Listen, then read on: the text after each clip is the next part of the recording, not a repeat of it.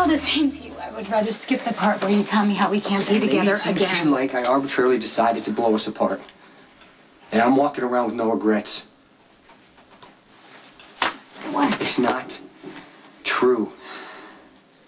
I regret a lot. Are you trying to tell me something? I'm just saying, be as mad as you need to be. Just don't think I ever stopped loving you, because I didn't. And I never will. One of the hardest things about not being with you anymore is not being able to talk to you. I don't even know what you're thinking or feeling. Most of the time, I don't even know what I'm thinking or feeling. I mean, working it through was how I used to figure things out. I miss us. So do I. This isn't all your fault. I shouldn't have started firing off ultimatums at you. I think that goes to show you what a hard time I've been having, because I definitely know better than that. Making demands has the opposite effect on you. It makes you dig your heels in and retreat even further. You know, I made another mistake the day Carly came into the hospital.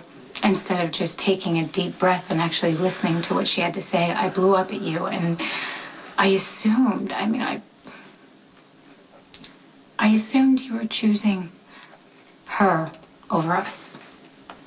It definitely wasn't like that. I know that now. I mean, in light of everything that's happened, I know that Carly came to you because Sonny was getting worse. I knew something was wrong with Sonny, but I didn't feel right about stepping in. You know, Sonny breaking down was the reason I didn't want Emily with him in the first place, and then to, step in and help seemed very hypocritical. And I was really afraid that he wouldn't trust me the way he did before, and, that really could have messed things up. And then Manny grabbed you. My whole focus shifted to getting you back. And Sonny was well into his breakdown. He needed help, so that's why I went to Carly. Sonny needed you when you chose to look for me. It wasn't a choice. It was necessary, like breathing. There's always a choice. Jason, you could have given this to the police. You could have thrown it in my mother's lap. Sonny is your oldest, dearest friend. He was coming apart at the seams. You needed me more. That hasn't changed, you know.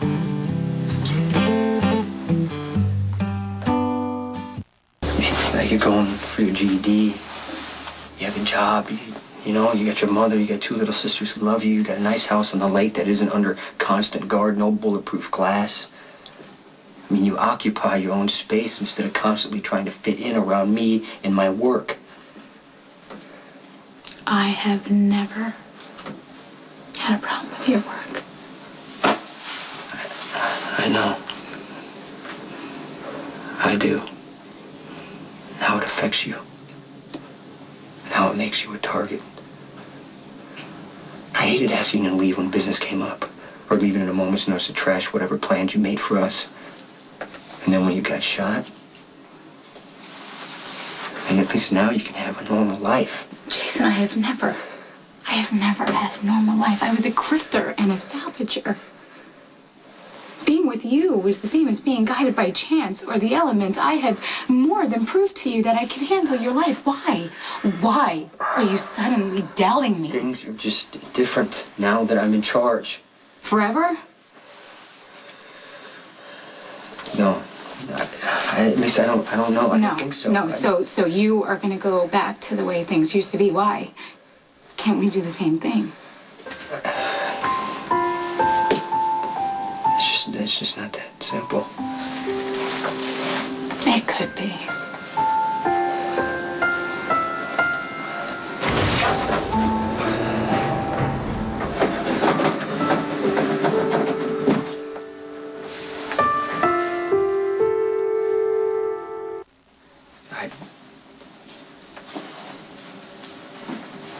Good luck with your test.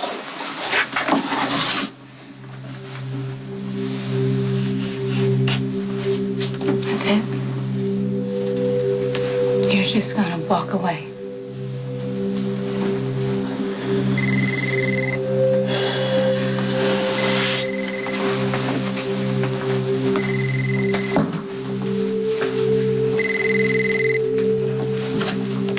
Hello?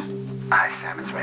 I'm at the hospital with Christina. It's nothing serious, but I can't get a hold of Alexis. She's in yet another meeting, and Christina is asking for you. Okay, I'll be right there.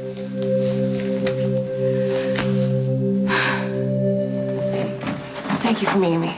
Is it Sonny? I'm worried about him, Jason. Okay, why? Therapy is hard on him. He's all over the place. He went off on Emily earlier. I mean, she gave as good as she got, but they were arguing pretty bad. About what? Whether or not he's going to continue therapy.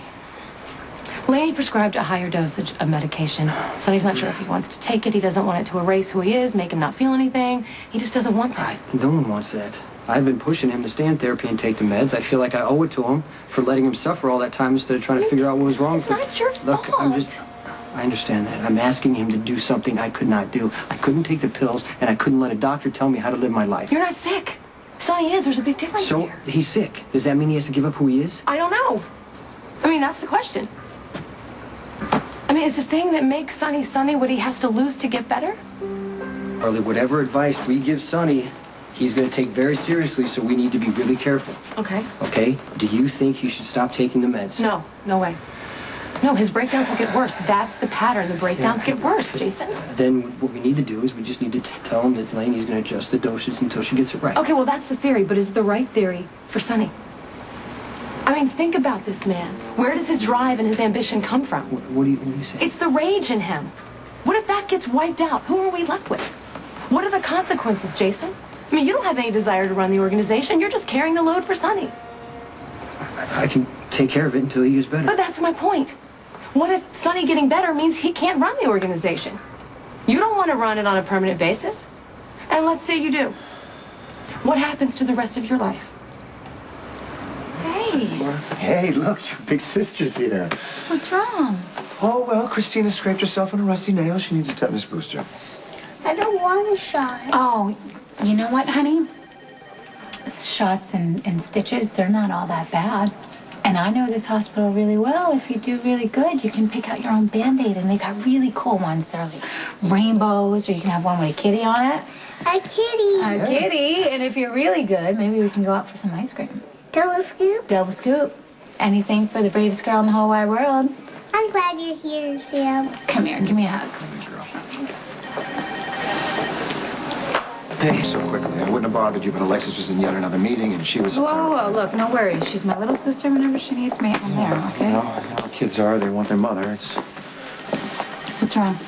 nothing new, nothing new. It's just frustrating. Alexis is trying to be all things to all people. She's trying to be DA extraordinaire. She's trying to be super mom, and then something always falls through the cracks. I'm just glad that you were here to pick up the slack. Hope I didn't pull you away from anything too... No. Actually, it was perfect timing. I had just been released from the courthouse elevator. Huh. Let me guess, it jammed? Yeah, like an hour and a half. Well, I hope you weren't trapped in there with a perp or some other lower denizen of our society.